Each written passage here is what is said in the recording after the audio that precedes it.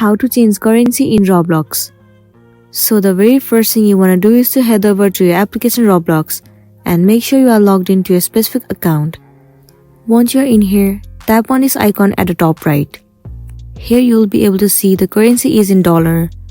In order to change, what you want to do is go back and head over to 3 dot at the bottom right corner.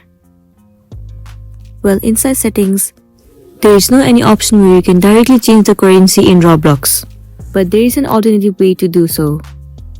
What you want to do is to download any one of the VPN on your device. Once you have installed, open it. It will land you on this interface. Now from here you can choose any of the country that you want to, also the currency of the country that you want to set. Once the VPN has been connected, go back and head over to your application Roblox.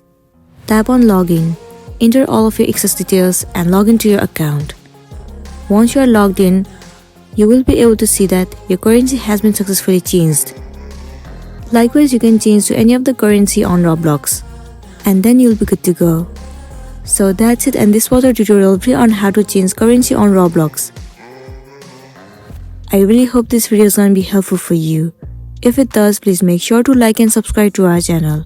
And thank you for watching it till the end.